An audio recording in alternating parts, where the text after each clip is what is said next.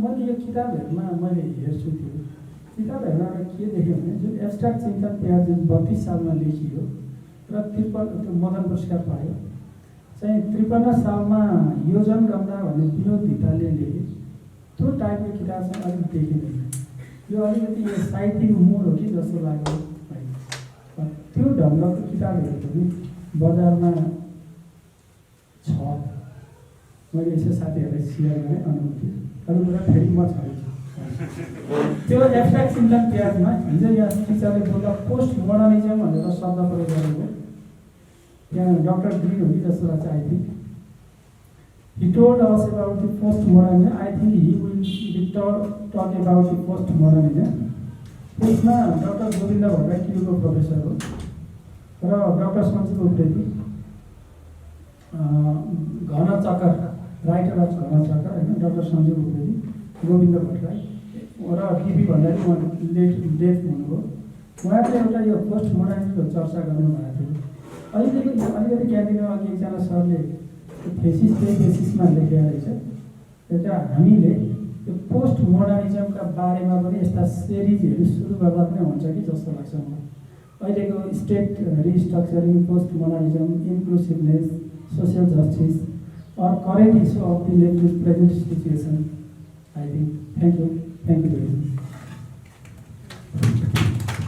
मैले भनेको छैन मैले एमफिल जोइन गरेँ भनेर, कति पढेर चाहिँ काम गर भनिरहनुहुन्छ। म चाहिँ अलिअलि काम टिप्छु, खासै काम गरेको थिइनँ।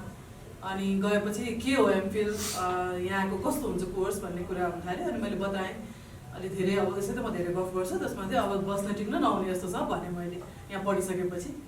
अनि फिलोसफी एमफिल भनेपछि मास्टर्स इन फिलोसफी भन्नुभयो उहाँले पनि। पोलिटिकल साइन्समा ब्याचलर गर्नुभयो नेपाल सरकारको जागिर रिटायर। आमा चाहिँ मेरो शिक्षक हुनुहुन्थ्यो, रिटायर हुनुभयो, दरबार स्कुलमा पढाउनुहुन्थ्यो, रिटायर हुनुभयो। अनि उहाँले सुनाउनु हो उहाँहरूको पालामा फिलोसफी पढ्ने एकजना साथी चाहिँ फिलोसफी पढेपछि एकदम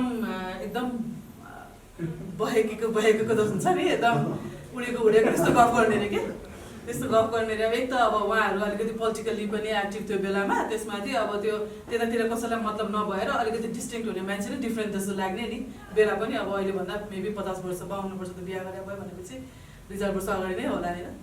अनि बेला थियो। अनि त्यहाँबाट त्यो बिचरा उसले कस्तो गफ गर्थ्यो, त्यहाँबाट साथीभाइबाट हुँदा उसको रिलेटिभ कहाँ पुगेर पहाड घर कतातिर थियो अरे बिचराको, बुवालाईसम्म झिकाइयो अरे के त्यो फिलोसफी पढ्दाखेरि।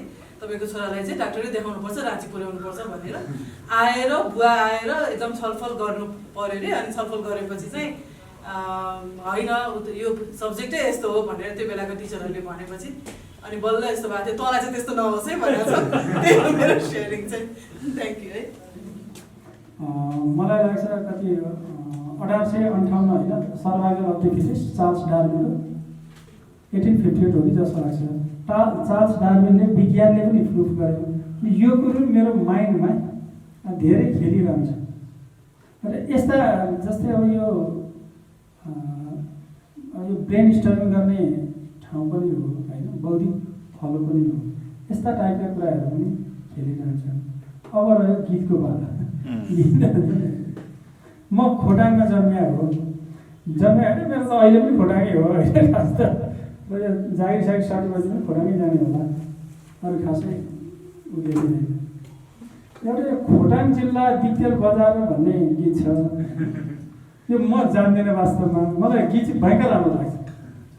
जस्तै यो अलिकति तपाईँले साथ दिनुहुन्छ, तपाईँलाई पनि म जस्तै भए चाहिँ के गर्ने। त्यो गीत चाहिँ मेरो एउटा आग्रहमा आफू चाहिँ ठ्याक्कै गाउन मलाई कुनै उ त छैन कि, मेरो त्यो तरिकै छैन। त्यो गीतको बोल चाहिँ खोटाङ जिल्ला दिक्तेल बजार र सम्झनामा आउँछन् हजारा भन्ने हो। म सुरु गर्छु, सबैले गाउनु त हुँदैन। ल सुरु गरौँ है त। 1 2 3 गो। खोटाङ जिल्ला दिक्तेल बजार लै सम्झनामा आउँछौ हजारा। ए म ठिकै गाएँ नि। हस् थ्याङ्क यू। यो कोही साथीहरूले केहीकै गरौँ, यो प्यासी बस्न हुँदैन। मैले 2-3 चोटि गरिसकेँ केहीकै। यो अलिक नर्मल लिनु न, टेक इजी। साइकोलोजीको कुरा पनि त हो नि यो कसरी लिने भन्ने कुरा हो कि यो एउटा टेक इजी भन्छ नि हुन त लिटरेचर पढ्यो तर कहिले पनि लिटरेरी अथवा लिटरेचरको क्रिएसन्स कहिले गर्न सकेन। म्यामले कुरा निकाल्नु भएको थियो फलपोसा क्याफेको ठ्याक्कै मेरो माइन्डमा पनि हिट भयो। मैले पढेको पनि थिएँ त्यति मास्टर्समा राम्रोसँग पढेको थिएँ। त्यो नोभल पढ्दै जाँदा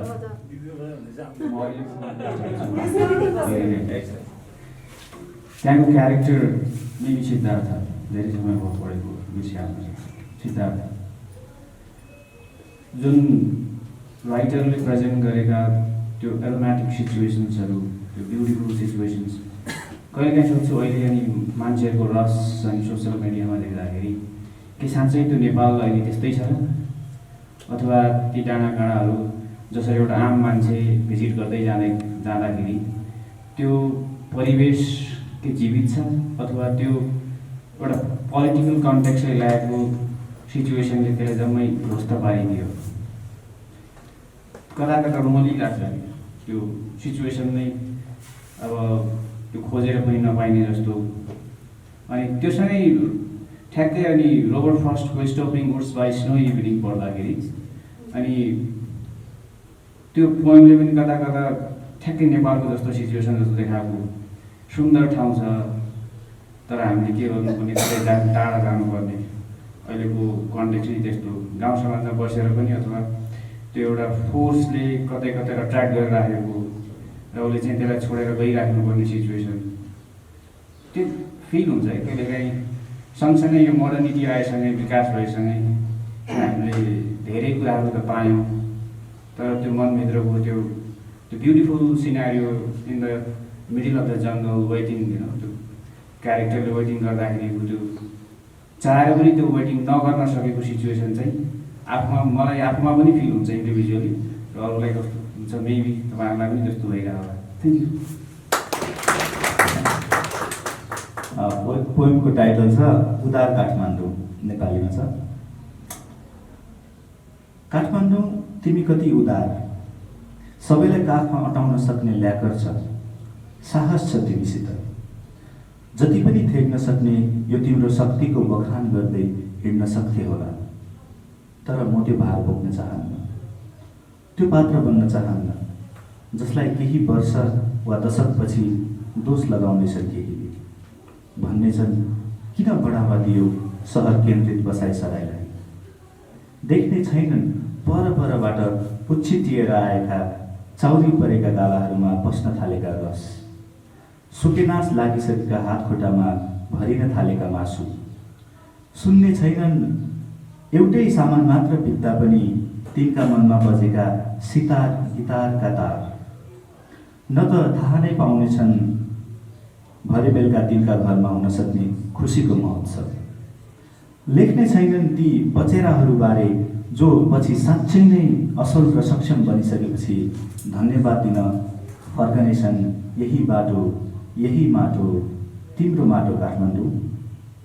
बुझ्ने छैनन् मैले काठमाडौँप्रति गरेको स्नेह, गाली गरिरहनेछन् फगत गाली गरिरहनेछन्। Thank you.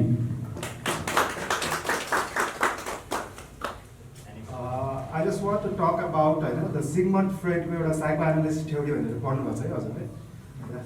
त्यसमा चाहिँ जनरली चाहिँ तिनवटा छ नि त होइन च्याप्टर्सहरू चाहिँ भनौँ न। एउटा इड भयो, एउटा इगो भयो, एउटा सुपर इगो छ होइन। अब इड भनेको चाहिँ हामी सबैमा हुने एउटा चाहिँ के एउटा is a desire and the inner instinct हो कि होइन, भित्र हुन्छ कि। देन कम्स द इगो के है। आफ्टर द्याट इगो भनेपछि अब तपाईँले म डिफाइन गर्छु इगोको पनि। After that comes the super ego है।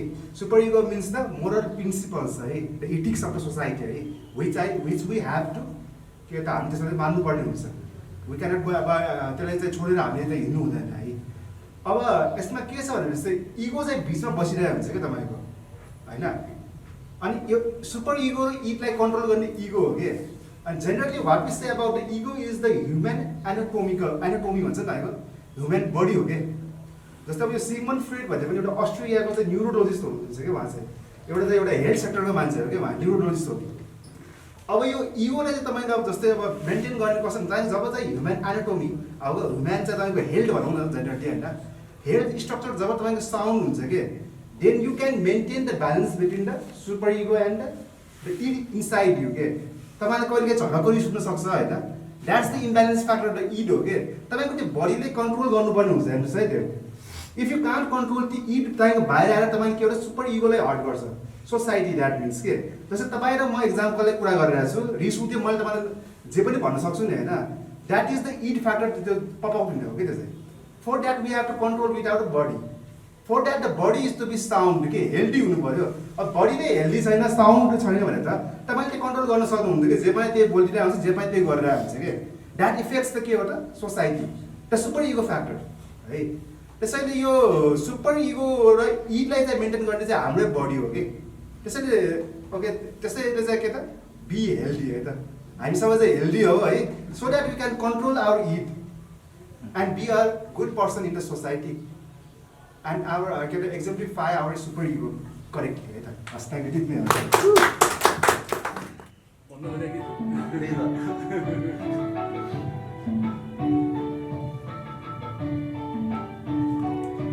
आउँछ भने शब्दहरू आउँछ भने हस् हस् स्योर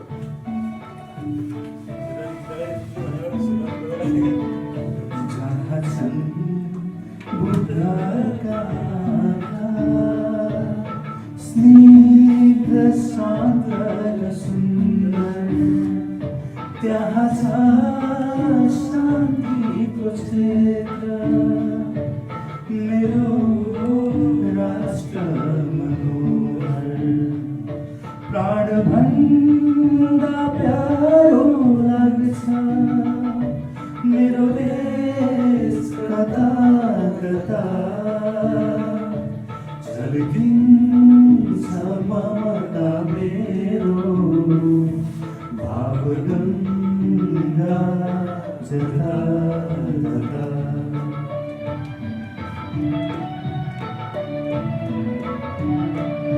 जहाँ छन् बुद्धका यो म्युजिक छ नि यो पार्ट चाहिँ लास्टै मन गर्ने क्या कस्तो सुरिलो छ नि होइन एक दिन डेढ बजाउँछ एक दिन आज छोड ल्याएको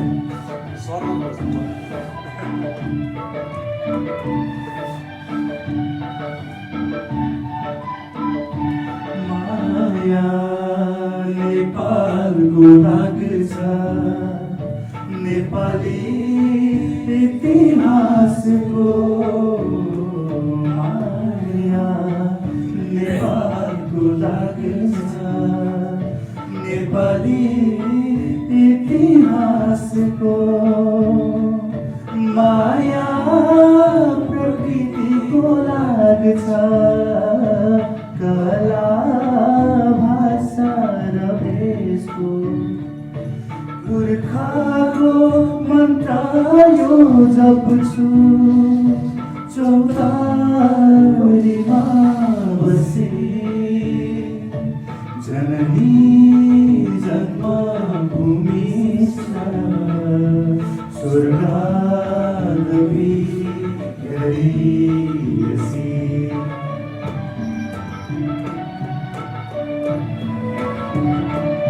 जहाँ छन् बुद्धका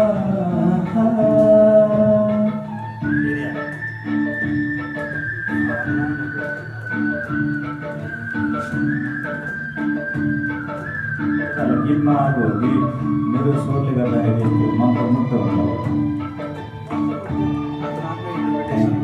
जबरजस्ती के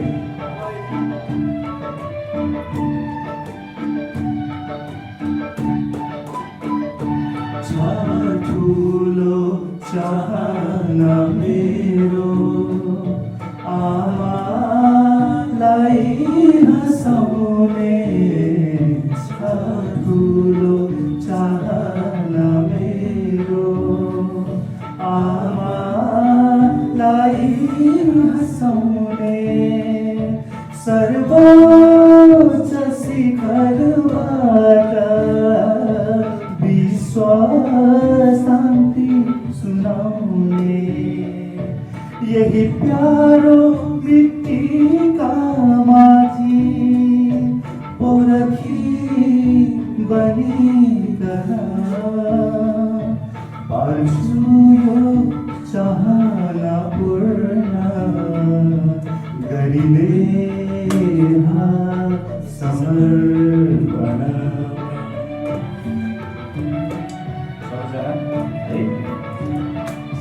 जहाँ छन् बुद्धका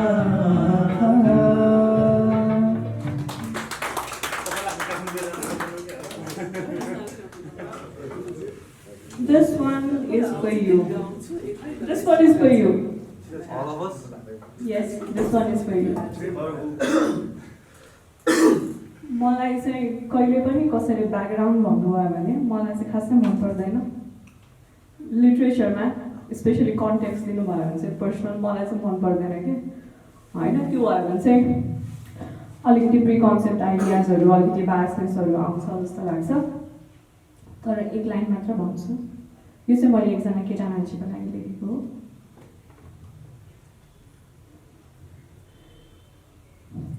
तिम्रो आँखामा संसार छ, तिम्रो आँखामा संसार छ, नशा छ, नशा यस्तो एउटा कविता लेखौँ जस्तो, एउटा कविता लेखौँ जस्तो, अनि त्यही हराउँ जस्तो, त्यही डुबौँ जस्तो, अनि कहिल्यै नफर्कियौँ जस्तो। तिम्रा साना आँखाहरूमा ठुला खुसीहरू छन्, कहिले भरिएको जस्तो, अनि कहिले खाली खाली। ती आँखाबाट तिम्रो मनमा बसौँ जस्तो, अनि त्यही बसौँ जस्तो। अभिमान छ तिम्रो आँखामा, अनि माया पनि छ। त्यो आँखाको गहिराई जत्तिकै माया गरौँ जस्तो, त्यही मायामा संसार जितौँ जस्तो। तिम्रो आँखाले सबैलाई माया गर्छ, तिम्रो आँखाले सबैलाई माया गर्छ। गलत देखे रिस आउँछ भने ती सँगै आँखा जुदाउँ जस्तो, अनि सबैभन्दा धेरै माया गरौँ जस्तो। तिम्रा आँखाहरूमा समुद्रहरू छन्, जति हेऱ्यो गहिरिँदै जान्छन्। चुम्बक जस्ता तिम्रा आँखाहरू आफैतिर तान्छन्। तिनै आँखामा बिताउँ जस्तो, अनि त्यही जीवन बिताउँ जस्तो। भावनाका लहरहरू पनि छन्, सपनाका सहरहरू पनि छन्। कति नाच्ने आँखाहरू, कस्तो बाँच्ने आँखाहरू। निडर तिम्रा आँखाहरू मासुम उस्तै छन्। ती सँगै आँखा जुदाउँ जस्तो। अलिक धेरै इमोसनल भयो जस्तो छ, लाइन नै बिर्सेँ। निडर तिम्रा आँखाहरू मासुम उस्तै छन्। यी सँगै मात्र डराउँ जस्तो, यिनकै सपना सजाउँ जस्तो। डुलिरहने आँखाहरू, हाँसिरहने आँखाहरू, तिनकै लयमा चलाउँ जस्तो, तिनकै ज्योतिमा बोलाउँ जस्तो। मोहनी लगाउने आँखाहरू, लट्ठै बनाउने आँखाहरू, घायल बनाउँछन्, कायल बनाउँछन्। तिनकै नाम जपाउँ जस्तो, तिनकै ध्यान गरौँ जस्तो। जिज्ञासु तिम्रा आँखाहरूमा उत्तरहरू पनि उत्तिकै छन्। तिमीलाई भेट्न अघि थाहा थिएन, आँखाले यति धेरै बोल्छन्। सक्यो।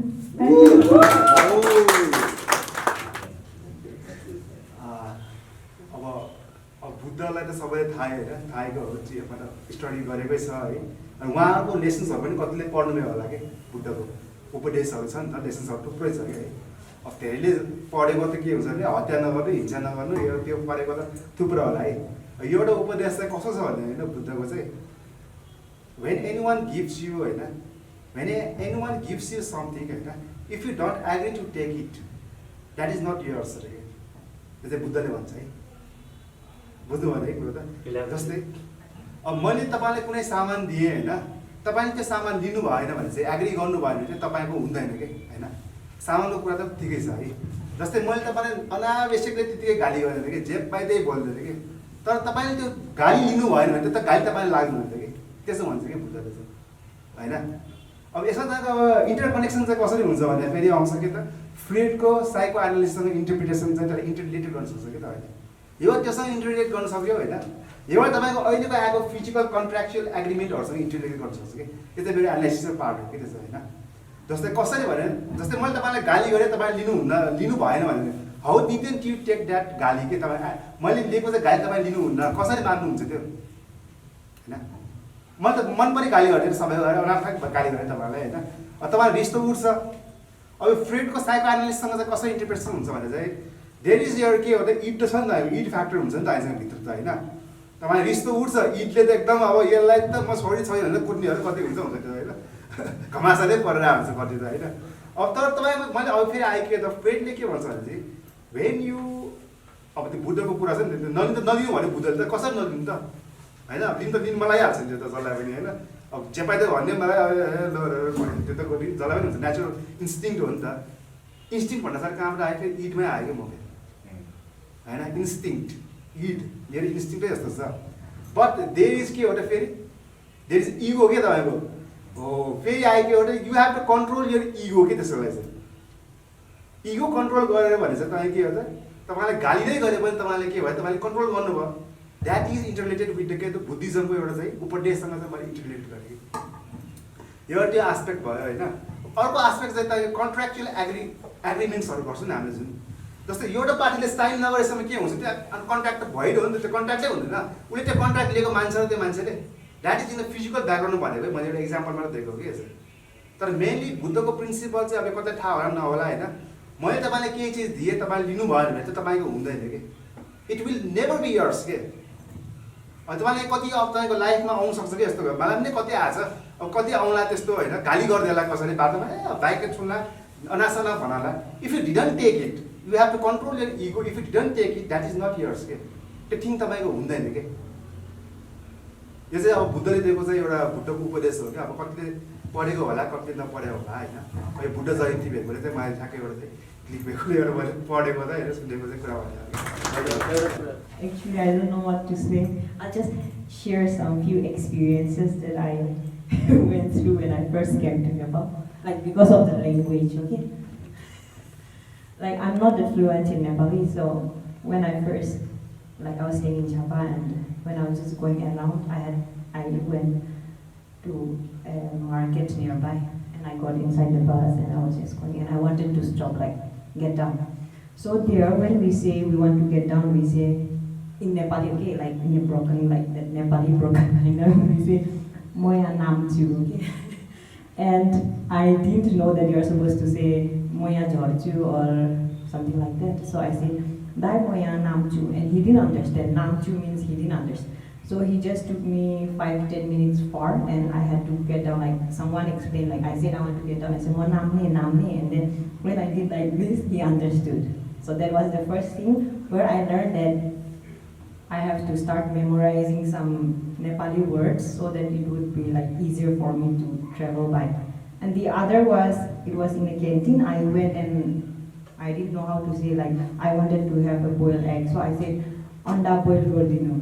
And the lady didn't understand what I said. So like, no, I said in English, I guess. I said, please boil me an egg. Oh, please boil me an egg. He didn't understand. I said, please boil me an anda, okay? And what she did was she literally broke the egg. She put it in the water. She boiled it. She stirred it, and she brought it in a bowl for me. And I was so surprised because I've never eaten that kind of like dish before. And I asked her, what is this? And she said, "Tapele anda boil gardin bhanनुभएको हैन?" And then she gave me that. That was the one. And yeah, I have many other experiences because of my language, but like I'm learning at the same time. And I know it's funny because when I speak Nepali, everybody will be like, "Are you Nepali?" And I say, "Yes, I'm Nepali," but you don't sound like Nepali because of my accent when I speak. So sometimes I felt very discouraged, and at times I don't even speak in Nepali. But I felt like now I should learn how to speak in Nepali because it's very difficult to live by when you don't know, and especially when someone speaks those high words, okay, like I feel like, wow. I really want to speak, but those words, like I don't know where to put it in sentence. Like one of our friends here, he read a Nepali poem, she read, and I was like so mesmerized because I have so much in here, but it just can't come out in the language. So I'm like so inspired, like, oh yes, now I need to do some working when it comes to Nepali. The problem is, I grew, like, this is thing, like, I get like fed up of explaining this, okay? Like, how comes I don't know, I'm Nepali, but I don't know how to speak in Nepali? It's because my mom, she's like Indian Nepali. She was born and brought up there. My dad, he's from Baglu. They met there in Nagaland, they got married, and we are here. So my mom, she speaks that Indian Nepali, and my dad, he speaks pure Nepali. So we got that in between Nepali that my dad and my mom speaks. And we were influenced by the language there, the Nagamis. So we speak the Nagamis. We had to study that language. I didn't study Hindi, I didn't study Nepali. So it's because of that. So I studied their like tribal language, that is the Denidi, and we spoke in Nagamis almost all the time. So because of that, the Nepali that I learned is like from here and there, like some words from my mom, some from my dad. Because of that, like I'm not fluent.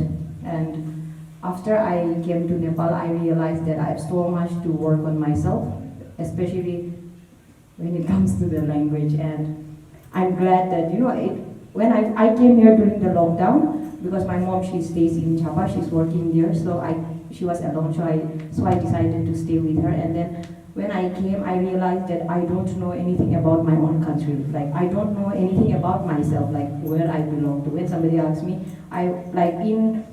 when I was doing my B.Ed, we had one semester full, we had to study, we had to do like something, we have to bring something out of our own, like about our own culture or about our own language, anything like that. So at that time, I realized that I don't know anything about myself or about my own origin or my own culture, like even when it comes to foods, clothes, songs, nothing. So I had a very hard time doing the research. I had to go and talk with some older persons, try to get in. And so from there, I realized that, I have so much to work on myself when it comes to my own origin. And at times I felt very sad also. So after I came here, I thought of like, why not stay back here and then, explore, try to learn from people or from someone or read. And almost all the novels that I love to read or people talk about, they would be written only in Nepali, and I don't know how to read. So maybe now it's like time for me to explore, and I'm so glad that I joined here so that I would learn. And like, I'm not a good poet, okay? Wow. I tend to write sometimes, and usually my writings are very personal, and I do have some few here which are not that kind of personal. And I'm not a good reader because the poems that I write is usually for myself. I don't read it out, or I don't even let anybody read it. I just have two here. One is, I think I wrote it on 2021. It's kind of 1 year old. So this is titled Be True to Yourself. So here it goes. Not knowing the pain it takes to be real in this world, when everything around is revolving and becoming a constant threat.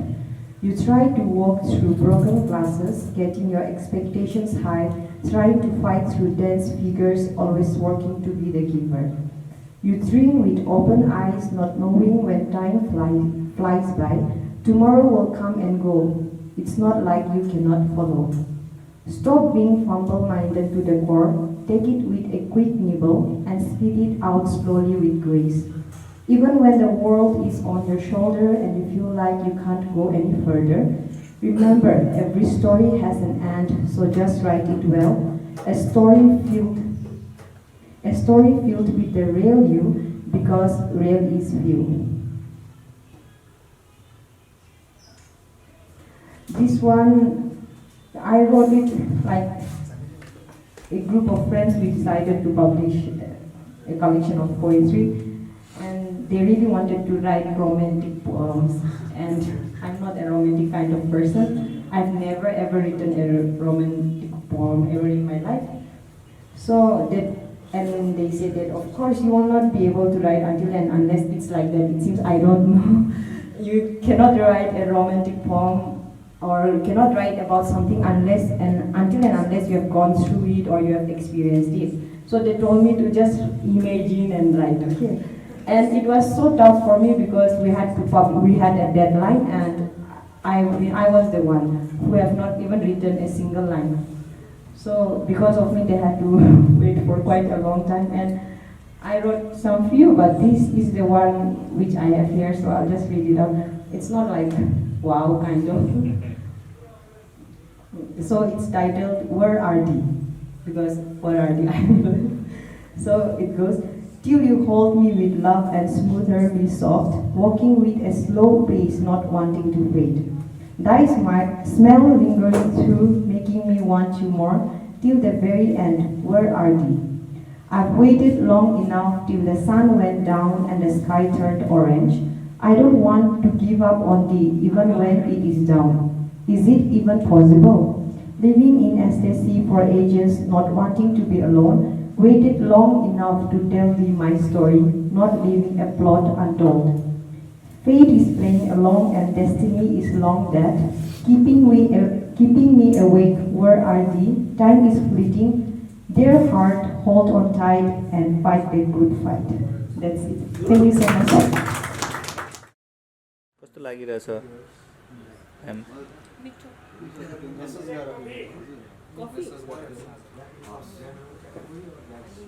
कालो चिया एउटा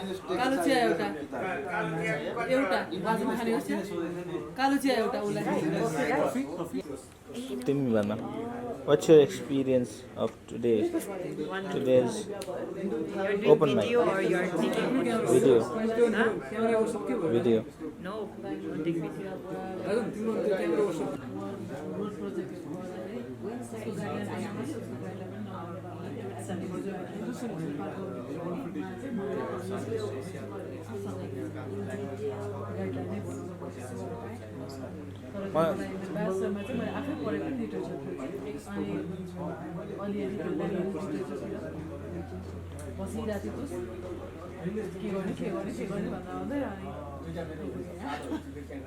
मलाई कस्तो दुःख लागेको चाहिँ तपाईको त्यो फर्स्ट पोएट्री छ नि त्यो रेकर्ड गर्न पाएन क्या रेकर्ड भएन उहाँले गर्नु थिएन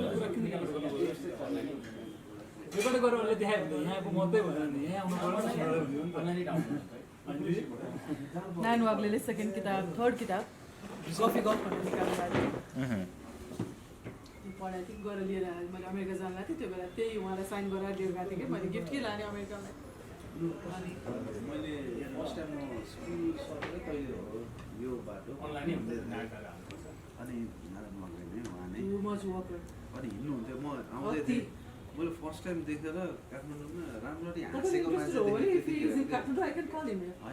त ठिकै छ मैले त्यतिखेर त्यो यस्तो मान्छे पनि रहेछ भनेर हुन्छ नि हँसिलो पाराले गरेर उहाँलाई जाउँदाखेरि भेट्थेँ म अफिसबाट जाँदा गाडीमा हुन्थेँ यहाँ चाहिँ आइसु म 7 वर्षमा त छोडिन्छु नि त्यतिखेर सुनाकोठी बस्नुहुन्थेँ होइन जा म त्यसको लागि त हिँडेर भनेको छ त्यो फिट नभएर नचढेर कि टेम्पोहरू अग्लो भएर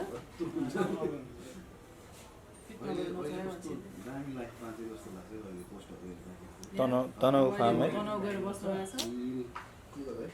भएको छ